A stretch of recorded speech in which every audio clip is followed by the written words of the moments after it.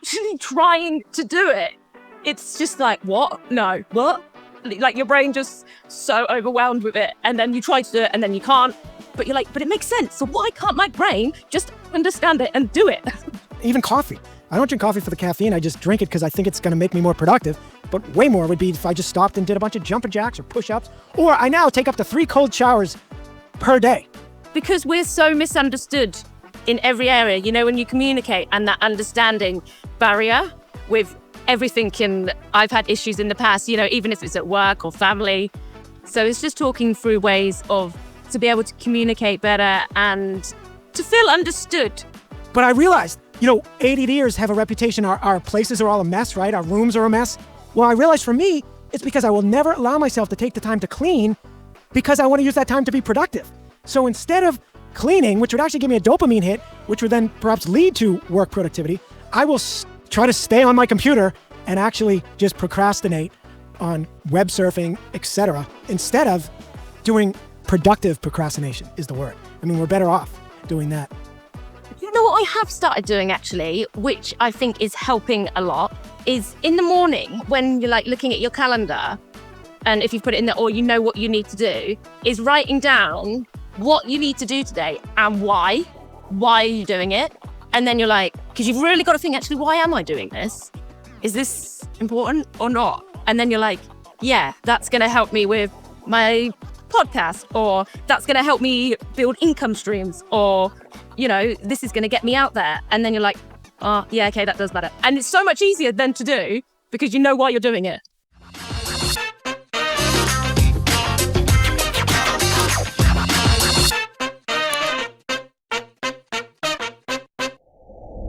All right. Anyway, I didn't even want to talk about Brazilians since you are dating one, but we got to get back to the topic.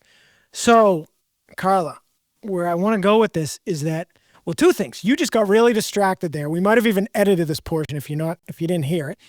But she started Googling about how to do an American accent and completely forgot. It was like she forgot she was doing a podcast. And, you know, I've always seemed to be worse than others about multitasking when I'm talking to someone on the phone. You know, my ex-girlfriend, she would just hang up the phone immediately as soon as she knew I started doing that. And then I had my mentor would always give me grief and be like, you are the worst I've ever heard. He knew immediately if I stepped in front of my computer that I would get defocused. But that meant I would be hyper-focused on whatever was on my computer so that I couldn't do both. And that is what makes us defocused and hyper-focused, and why the latter can become a superpower if you can master this. So I do want to get to that, but to finish on the medication, you know, congratulations. You are not an alcoholic. I don't think you thought you were anyway, but everybody wonders if they're at least a problem drinker. I think you've said to me, oh, maybe, you know, but there's a big difference. Anyone can get addicted to an addictive substance, which alcohol is a highly addictive one. But those of us, there's a difference between an addiction and an addiction disorder. And that's what alcoholics have. And that's a whole different category that stays with you for life, and you'll drink it any time of day. It's a complete survival mechanism. I mean, it's completely different. So there's problem drinkers, and then there's alcoholics. So, but my point is, I'm pretty confident any alcoholic would also abuse Adderall or any ADD medication because it's the same thing. It gives you a dopamine hit. And actually, one reason I just remembered to abuse it, why actually you would need to try to take 2, is because my body, I could tell, recognized right away that this was, this kid's, taking dopamine, artificial dopamine again, right? And that's what alcohol is. You flood your system with artificial dopamine, the point you lose your dopamine receptors. So I think after a week of taking Adderall, the same thing was happening. I was losing my dopamine receptors, so the Adderall wasn't as effective, so then I would try to take 2. But just like with drinking, and that's why we progressively drink more and more, but it still doesn't have an effect. Until I say, after the first drink, we're in buzz limbo, just chasing a bad buzz until we get into autopilot mode, which means, we drink to oblivion and we're out of control. So it's the same thing. And that's why, drink friends, that when you resume drinking, doesn't matter how long you quit for, one day, 1 month, 1 year, 10 years, 20 years, when you pick back up, your body might take a week or so to catch up. And that's why you can initially drink normally. You think you're cured, but then your body will recognize it. Doesn't matter how long it's gone. It's just like getting a vaccine. Your body will keep that in your system forever. And if you eventually get hit with COVID, it'll recognize it and it'll attack it. Your body will know, and it will shut those dopamine sense receptors down again. We also have dopamine transporters that actually take what dopamine is in there and transport it back to where it came from, back to the synapse. It's an amazing process. So that's why the Adderall meds will not work for an alcoholic. And that's something rarely talked about. So that's why I'm going to become a foremost authority and spread the word on ADD as much as I am with alcoholism, because it's very misunderstood, even by alleged experts. I listened to one webinar I sent to you, and this guy claimed to be an expert. He doesn't think medication can be abused, which it absolutely can. Not only by alcoholics, but by kids, taking it to study and all that. They get addicted to it because it helps them study. So of course they're going to abuse it, whether they've got an alcoholic blood or not. But they think medication is the only answer. But as we've learned, it is not. Right, Karla? And that's why we signed up. So this guy's name is Ali. We won't even attempt to say his last name, but it's Next Level Systems.co. What is Next Level Peak Performance? No? Yeah, it's got all different kind of names, but I'm looking at his URL right now. nextlevelsystems.co. Oh, okay. Yeah, he's so good. And he was one of us, and he went out and figured this thing out. And I'm going to actually read what he talks about. He talks about that ADHD is the actual symptoms, is what the name is. It's described, you're hyperactive, you have attention deficits, you're unfocused. But what it really is, at least in the case of ADHD paralysis, as I mentioned, it's a lack of executive function and dopamine dysregulation. That's why a stimulant works for us, even though we're overstimulated. By giving us that Adderall kick, it incents us somehow to do real work. It puts us in that flow state, just as alcohol did when it first worked for me. But he doesn't like being on medication. Many people don't. So what he says is, but an app isn't going to work for you. An app is just going to add to the mess in your brain, and what this issue is, it's a circuit sensing thing in your brain. And what you need is a system that's 100% based on your calendar. He highly recommends using the Gmail calendar. And you have to build a productivity system inside of that calendar. And he says anything else is a waste of time. He said you have to be crystal clear on your goals, always what to do next, and you have to manage your time in a stick-to-able way and execute like a machine. And your environment has to be designed so that it's very minimal, and you have to have self-talk techniques, and you have to manipulate the brain into taking action even when you have these very low dopamine levels. So that's it. And I'd heard from many people, I always said, write down your goals, calendar your time, but until you hear it explained by an expert that really gets it and puts it into place, it doesn't hit home. I saw a woman put a meme and said, hey, everybody, this was to an ADD community. She's ADD community. She said, hey, everybody, my husband says that I just need to calendar my time and stick to it. Problem solved. Because it isn't that simple, although that's basically what I just said is Ali's solution. But you have to go through the program, because I paid $500 to learn transcendental meditation. Well, guess what all it is? It's literally chanting a mantra. That's all it is. That's it. But guess what? I would highly recommend someone pay that money to go through the program than me trying to train them to just chant a mantra. You have to go through it. But it's a 6-week program that Karla and I are both now, 8 weeks or so into, because it extends beyond that, the community you're in for life. And we're both still at the nascent, I think that's the word, early stages of this. I'm still resistant to really putting all those techniques in place. It's just like with alcoholism. I continue to try to think I can do it on my own. I implemented that Opal, that app blocker, but I uninstalled it. I shouldn't say this out loud. Ali, I expect to be watching this, and others. I have not reinstalled it. It just frustrated me, partially because it was preventing me from going on Instagram, which I really use for my work. I'm not addicted to that personally. So you need to fine tune it to block the right things. And I just didn't take the time to do that. Yeah. You have to take the time to put the systems in place. And I never want to do that. Right. And in fact, and I want to let you speak, but I realized, ADDers have a reputation. Our places are all a mess, right? Our rooms are a mess. Well, I realized for me, it's because I will never allow myself to take the time to clean because I want to use that time to be productive. So instead of cleaning, which would actually give me a dopamine hit, which would then perhaps lead to work productivity, I will try to stay on my computer and actually just procrastinate on web surfing, etc., instead of doing productive procrastination is the word. I mean, we're better off doing that. I like to call it an organized mess. We know where things are. It's how we like to see things. Like, I have so much going on, but it works for my brain, and I'm happy with that. That is hysterical. My entire life, adult life, at least I've said, I live in organized chaos. And it has worked. I've gotten by with it, but it's an awful existence. I mean, it's awful. Like the course that Ali goes through, and you go through and you're like, oh my God, this makes so much sense. Yeah, okay, I'm going to do it. But actually trying to do it, it's just like, what? No, what? Like your brain just so overwhelmed with it. And then you try to do it and then you can't.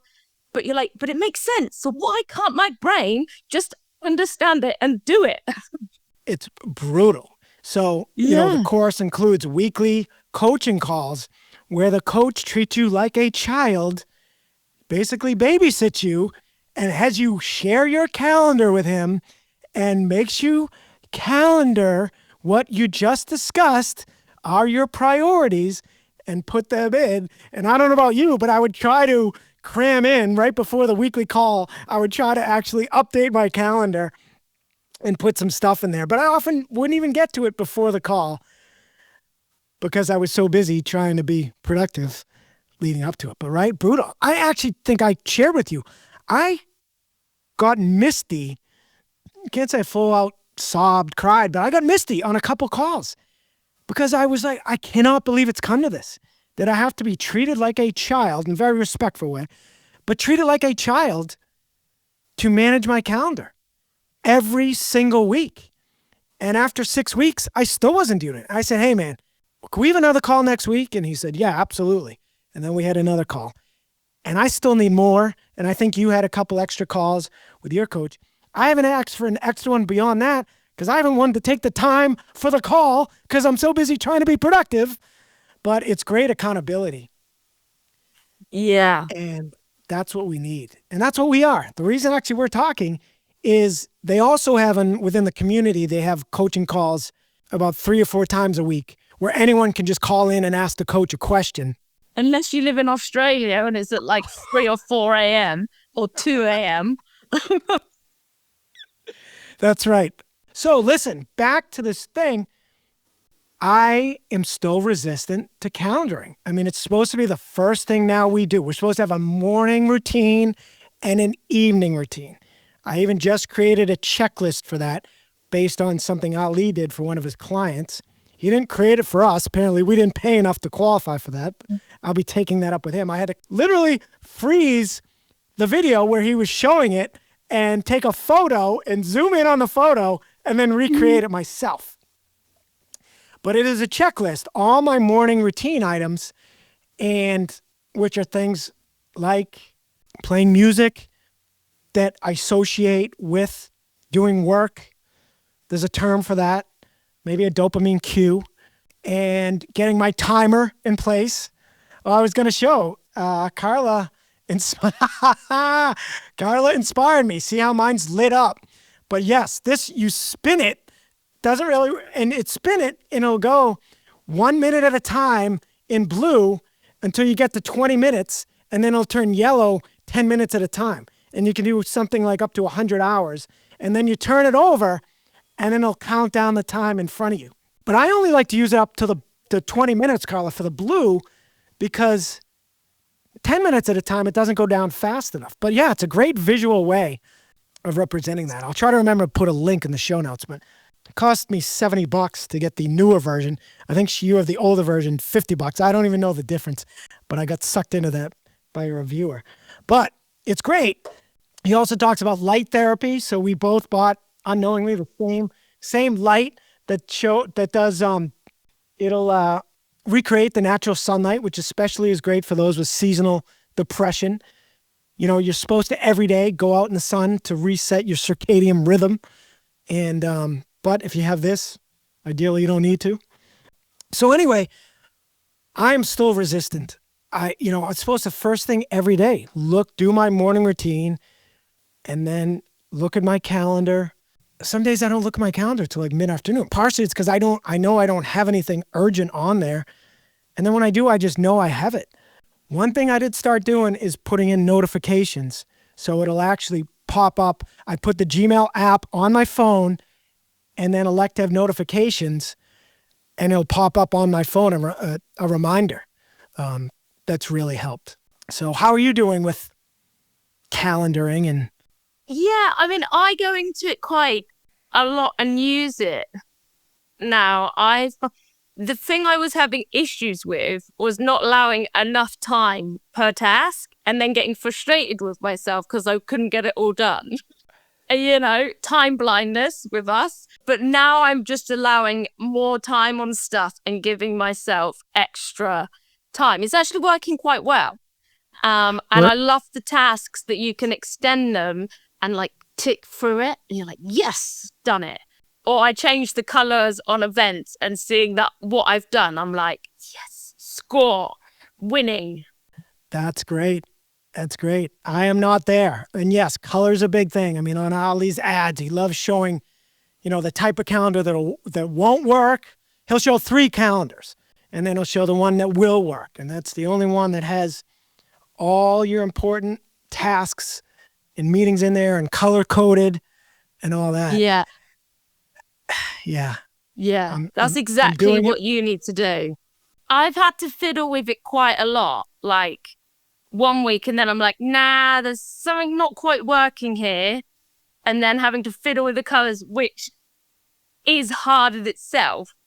But now I've kind of got into the routine of color coding, making them bigger, and I look at it and I don't feel overwhelmed by looking at it. And breaking the task down into those smaller bits, but only putting that one bit in there.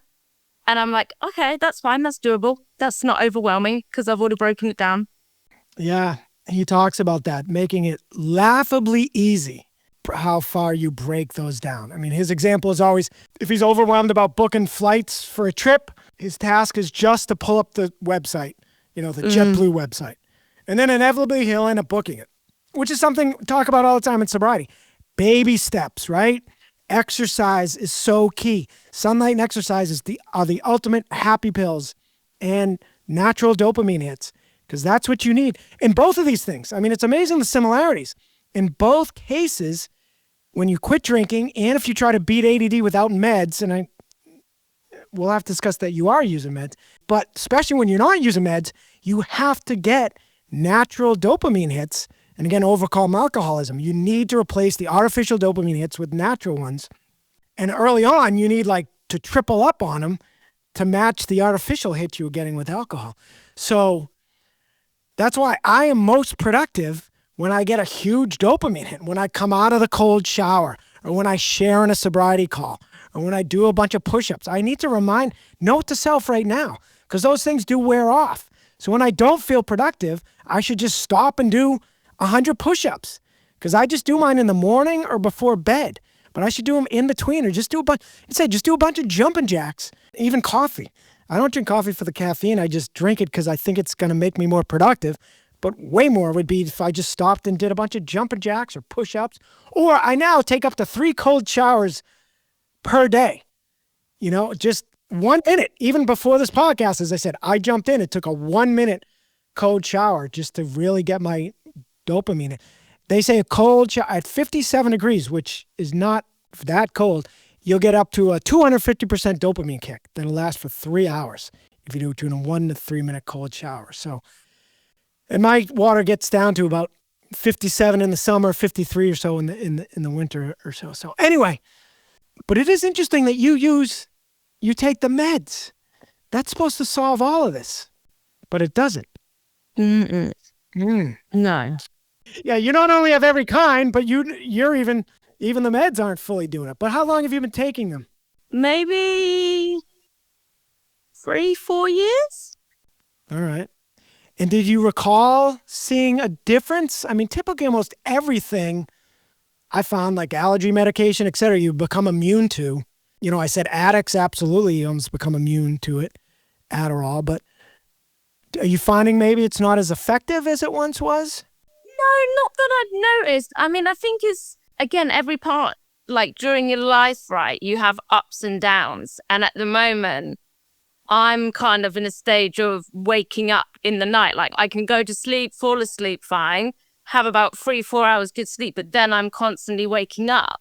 So then I'm kind of tired, which then doesn't help with doing stuff, right? Either, even though you've got the meds, but because I'm not sleeping so great, I now need to sort this thing out so it all start to work better. So what was that last thing about working better? Like you need everything to work well, like having your sleep, eating well, etc., doing exercise, because as soon as something falls off, like not sleeping as well, it affects everything. Yeah. And actually, now that you mention it, oh my God, I take it all back. My apologies. When I was on the Adderall, even when it was working for me, I still wasn't that effective because I couldn't get myself in front of the computer ready to work because I had to do all that other stuff. Yeah, you're right. If I wasn't early to bed, early to rise, and get my cardio in and do everything else, or it would still take me till 3 o'clock in the afternoon before I got settled in front of my computer, which I was going to ask with being early to bed, early to rise, and going to bed early. You know, I've told you, I don't hit my flow state off until 6, 8, 10 o'clock at night. I currently go to Work Bar and I stay there till, it's a shared office space. I stay there till literally 4 a.m. and I love it because no one's there. And yeah, I don't get effective. I don't get there till like 2, 3 o'clock, but then I goof off till 6, 7, whatever. So how do you handle that? I have my morning routine. So I usually get up, do like a cup of tea, do my little Portuguese, my little like journal, I am statements, sentences, things. And then this is when I try to go to the gym if I don't have like a meeting. And then I kind of have a good few hours in the morning, but I have to come back from the gym, shower, and go straight to the computer. If I go to the front room or somewhere else, then it's game over, like from the start. But if I do go straight to my computer, I'm fine for a good few hours. Then I'll have lunch, but then it's like more than an hour. And then when I drag myself back, I can usually do another few hours again. And then in the evening, I can kind of do, like, I try to do little bits that I can sit in front of the telly on and do in the evening, which I know you shouldn't do, but it works. Really? Wow. Yeah, I could not do that. Definitely not. That's fascinating what you just said, because I've only gone to the gym a couple times. I used to go every other day and then try to make sure I get cardio in those non-days. And I do 210 push-ups on my non-gym days. But now I'm just doing the 210 push-ups, and I finally found one of those ab rollers in my trunk. I just cleaned out my trunk, so I'm now doing the ab roller as well. I inherited that from an ex-girlfriend. That thing's great. So I did 50 of those. I could only do about 10 at a time, 10 or 15 at a time. But yeah, 210 push-ups and 50 of those. My point is, it's never a good time for me to go to the gym. If I go in the morning, it kills my entire morning. Even I usually can't even get there till 8 or 9. Whole nother story, because I'm trying to convert back to a morning person. The pizza shop screwed me all up, which I've been gone from there over a year. Now I'm all screwed up because I'm not hitting my flow state till midnight. But even if I go at 8 and I come home and I take that shower, but then I always have to eat. I've determined, I just said to another accountability partner, eating destroys me. It takes me and it takes her forever too. That's how I linked up with her. She goes, I insist on eating good meals, cooking good meals, but I don't know why it takes me 2 hours. And it's true. Today I tried to quickly eat some yogurt, and I used this timer to do 10 minutes at a time, and it took me over 20 minutes to just shove in some yogurt with blueberries. Although I did watch a video at the same time, a training video. But that's it. I can't multitask, I guess, at all. Yeah, I should just stand there. I'm going to try that tomorrow. I'm just going to stand there, do nothing else but eat that yogurt. And there's no reason I can't wolf that down in 5 minutes. Yeah, that's what I have to do with everything. So I think that's part of my issue, why the meals take so long. But I also lack that sense of urgency. But the point is, you mentioned something fascinating. You go right to that other room because I'm in a 1-bedroom place. I've got this great living room that looks out on a courtyard. So I work and I've got a stand-up table in my dining area, basically. And I've thought about it. Why do I love Work Bar? Because there's nowhere to go. And I said, I think I need to make my bedroom my work area and not let myself out of there. And that sounds like what you're doing. Yeah, it's crazy, but it drives me crazy. Why? Because when I leave my work area, who knows when I'll return, right? I mean, so when do you eat breakfast? It depends. If I'm hungry, then I will just go and get it and bring it straight into my office and eat at my desk. Because if I sit out there and put the TV on, but if it's at my desk, then I'll just clear like emails and eat, and then put it to the side, and then I'll carry on. That is fascinating. I hope this is fascinating for other people, because I've tried that, especially at Work Bar. That is what I do. But then I went in there the other day with some salad supplies. Basically, I bought a salad and I just need to add some spinach to it in a bowl and then add some more dressing. It's something that if that's all I did and I went out to their kitchen and ate it, should have taken me 10, 15 minutes. I ate it over the course of at least an hour, which was kind of torture. But I was kind of doing stuff. And I guess that was when I first got there, my goof off period. So I suppose it wasn't the worst use of time, but I don't know that makes me any more effective. At least now I'm doing this training certification program that has videos attached to it. And when we were in Ali's program, I was watching his videos, but then that's still double the length of the time of my meal. But I like that. That might be the other thing. Just bring the yogurt over to my desk. Yeah. I mean, I know they say not to do it, but once you have that break, you're going to be away from your computer for a while anyway. So you might as well just eat. Or just get it ready like before. Sometimes I just boil a load of eggs. So if I'm hungry, I can just go and grab an egg from the fridge. By the way, there's the greatest invention that's been out for 20 years called the egg timer. Have you heard of it? The egg timer? It will change your life. Although the aforementioned friend Matt, for whatever reason, he and his wife didn't like it. It's an egg timer. I should go grab it. But it is just a steamer. It's a little item that will steam. I got to grab it. Oh, here we go. It's this little item, and the eggs fit right in there. You can fit up to 8 or so. And then I got to grab the shot glass. 2 seconds. This is amazing. You see this? Look how small this is. To steam 8 eggs, and it has settings for hard, medium, and soft. You never need more. And in fact, the more you cook, the less you need. So for one, you need this much water where my thumb is. If for all like 8, you need even less where my thumb is way down. And it steams them all in minutes. And then a buzzer goes off. It knows when all the water has evaporated. It is the world's greatest invention. And you'll steam them perfectly every time, hard, medium, or soft. Life-changing. I hope that helps some other people. All right. my advisor, who's like my marketing guy, was like, you and your breakfast, that's all you talk about, how long they take.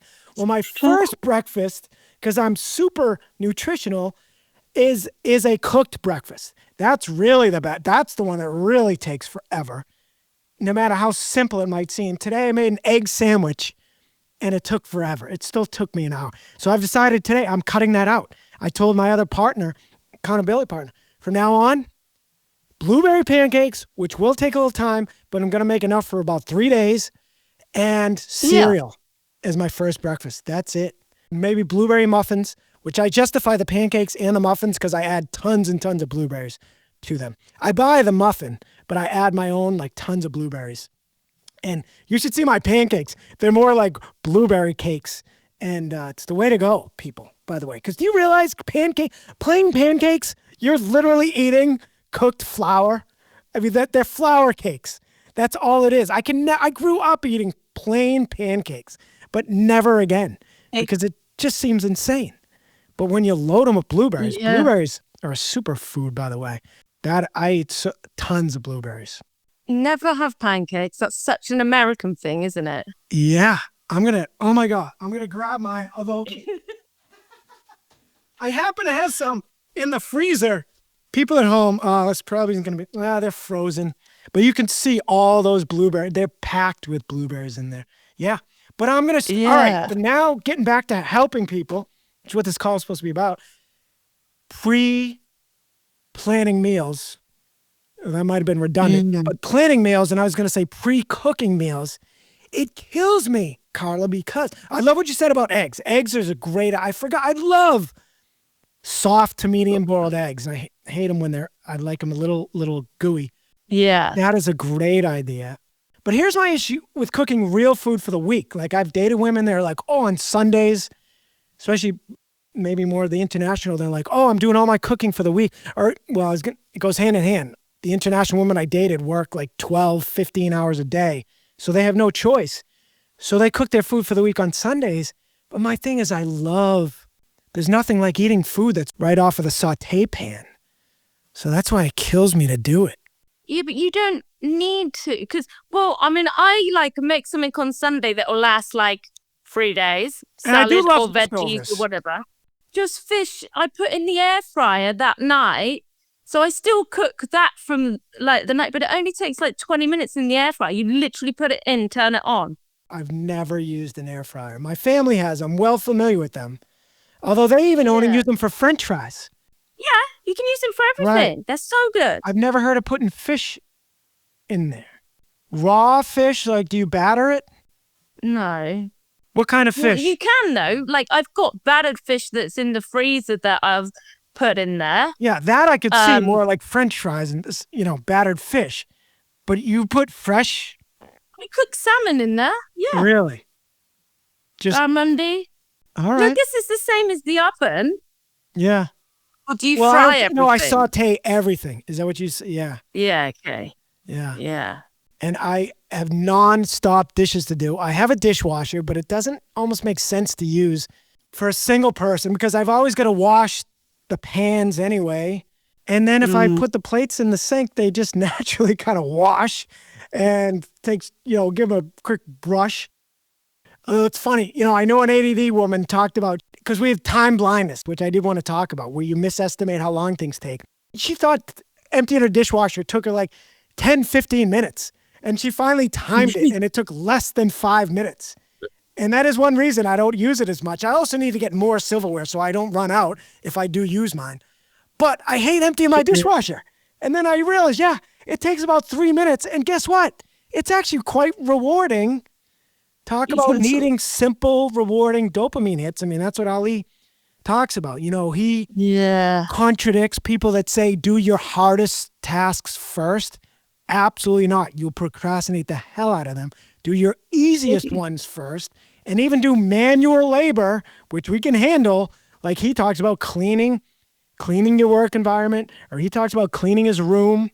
Every time I say cleaning or hear cleaning room, it sounds like a child. But yeah, that's what we need to do. And I do it now. As I was saying to you, that is my theory, that's why ADD people's rooms are always messy. I'm wondering if that's the reason for everybody. I don't I guess partially we don't even feel motivated to do cleaning. But I even like to clean, although it's true, I have to be in just the right mood. But my other reason is I can't justify the time. I used to do it at night after I did my work, but now that I can't do my work during the day, and then I don't want to do it in the morning because I want to get right to work. And that's what I was going to say to you. That's why I'm not going to the gym in the morning, because I continue to believe that I can get up and go right to my computer and start working, even though that doesn't seem to happen. So I've at least started doing cardio or an ice bath in the morning, but even that's still, well, then I eat breakfast. My biggest obstacle really is eating breakfast. I've got to get a quicker way to eat breakfast. I just do. So I like your egg recommendation. No, it's just it's quick and easy. Yeah. And your air fryer thing sounds efficient. What about I cook a starch and a vegetable, although all I do is microwave spinach. So that doesn't take long. And then the starch really doesn't take long. I usually make couscous or rice. So I don't know what there is to pre-cook. But when you have everything cooked, there's nothing Just like... make up a load of couscous for the week. Couscous. Yeah. Seriously, because that is something that I think takes me no time at all, but it adds up. I do so many things I don't think take time, like even going on apps, but it does add up, and I need to cut all that stuff out. Yeah, because then otherwise you start eating other stuff if there's other stuff that's ready. Instead of you just make up a big, like, that'll last you a week, fine. Put it in the fridge for the week. Done. Just put it out with every meal, heat it up. All right. And today's a great example. It's now 7:17 my time. I have not eaten lunch nor dinner. I often will combine the lunch and dinner, but I basically didn't get much accomplished all day. So I'm going to, again, try to be working till midnight to try to get some stuff done. Although sometimes I'll just talk myself into forget it, get to bed early, and then try to do it in the morning. But do you have any other tips to share about what you do to be efficient?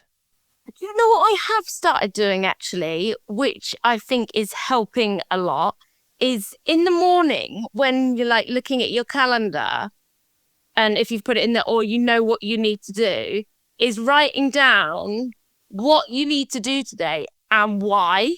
Why are you doing it? And then you're like, because you've really got to think, actually, why am I doing this? Is this important or not? And then you're like, yeah, that's going to help me with my podcast, or that's going to help me build income streams, or, you know, this is going to get me out there. And then you're like, oh, yeah, okay, that does matter. And it's so much easier then to do because you know why you're doing it.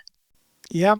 As Ali talks about, he says, instead of opting in on tasks, he opts out on tasks, which is a good thing, which I rarely do. I did start at least, he talks about in your calendar, you need, or your tasks, you have a list for stuff that needs to be done, like urgently or, today, and then just a later task, and then schedule it later. Don't just leave it there, but schedule it. I started doing that, and then I really haven't been. So I'm in a constant state of overwhelm. Karla, is what it is. I mean, which is where you need to work on one of them until you've nailed it. Feel comfortable doing the one thing and then move on to the next one that's going to benefit you more. Yeah. I mean, at the moment, I want to launch my recovery community. That's initially going to be sobriety focused, but I am going to include ADHD. I want to launch it on Monday. I want to do it last Monday. Then I want to launch it the week before. I'm still not making it my number one priority, which is it's why I miss having my weekly coaches call, because that was the ultimate accountability. And that is what we do need. And, but it's great having you. And they say that makes such a huge impact on production. I had a stat somewhere, but talks about how much having accountability partners increases. Oh, here it is. A study shows that by stating an intention to another person increases the chance of completing it by 65%, and it goes up to 95% if a regular accountability practice is established with that person. And that's why accountability partners, and even better is coaches, even though you got to pay for those. Accountability partners are free, but coaches are worth every penny. Just like I've mastered sobriety to the point I'm a coach, I'm getting certified to be one on that. I plan to be Ali someday. I am going to beat this, as bad as I sound now, but I'm going to beat this, and I'm going to be an expert and a coach on that as well someday. Yes, you are. Thank you. And hey, that's another thing, self-talk, declaring it. And I am declaring that, and now I got to back it up. And I'll leave you with one more thing that Ali said to me in an email recently, because he did a video where he said he was going to give his hack for how he gamifies things, and then he never said it. So he said, for me, the biggest hack is just the gamification of the calendar. Clarity over the goal, making the task small and getting satisfaction from ticking things off. And you talked about that, and I need to do a much, much better job of that. I've determined I need to calendar every half hour of my day, which is going to be brutal and seems so unnecessary, but you don't need to do why do you need to do every half an hour? To keep me honest. I think to keep me accountable. Plus, I can never estimate how long a task will take. Anyway, all my tasks seem like they're going to take forever. So it's just work on this for the next 30 minutes. Yeah, but break it down. You just need to break the task down smaller and then leave, like, if you think it's going to take you 2 hours, just double it. Just put 4 hours. Because I find that when you look at it and you know it's only one little small thing, it's much easier to do. But then if I give myself a huge window, I just sent my other partner a link that said 10-minute tasks could be the key to success. And they said that sounds like a small amount, but if you can break it down to that level, and I think that'll help keep you accountable. But I hear what you're saying, and that's basically Ali's program, what you just said, but I think I need to just calendar 30 minutes at a time. And I was doing the current 30 minutes and then the next 30 so that I'd have something pop up. But I think I'm going to start doing, say it's 7:23 right now. I would calendar what I'm going to do from 7:30 to 8. And then at 8, I'd have a notification. I'd put a task in that just said next calendar event. And that would pop up at 8 and mean for me to go in there and put what I'm going to do from 8 to 8:30. And then I'd schedule 8:30, another thing come up. I think I need it to that level. Try it. If it works, definitely try it. Yeah, I'm at an extreme, level. And I wish I could use the meds, but in lieu of that, I have to remind myself, natural dopamine is really what the meds are doing. I just need to continue to get it throughout the day. I do it in the morning, like I said, and I'm not keeping up with that. So that's a huge component of this, which I said, there's so many ways you can get it. The only one maybe I'm going outside to get my 10, 20 minutes of sun.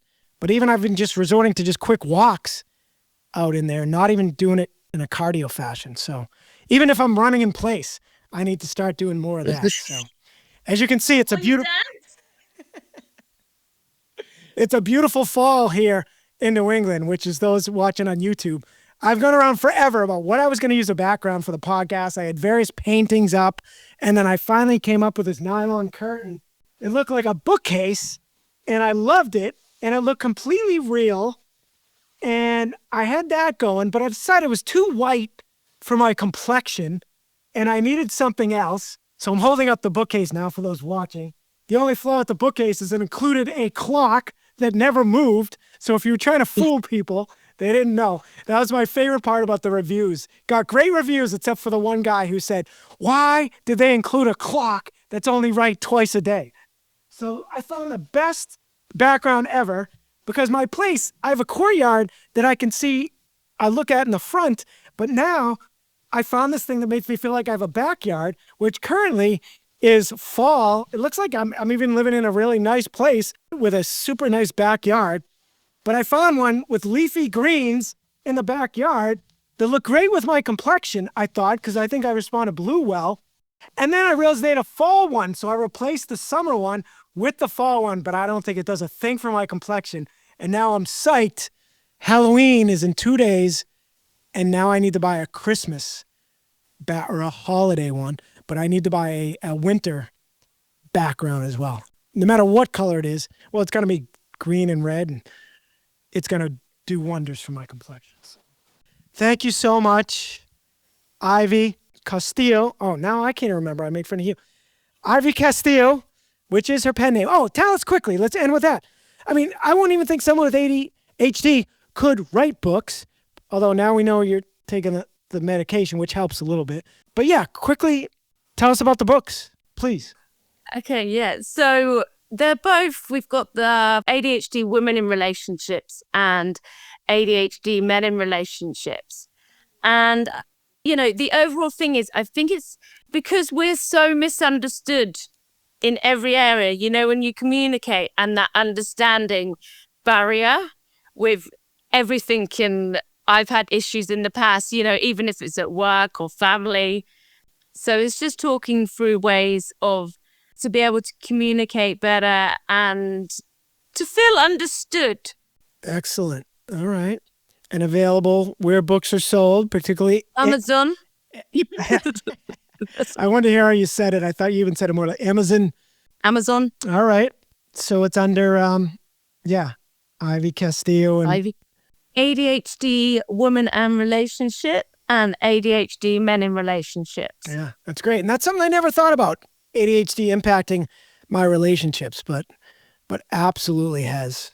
Even though someone has the right intention and how we say stuff, or they say stuff, but we take it the wrong way, or they take it the wrong way, you don't mean how it's coming across. So being able to change that and, communicate it better.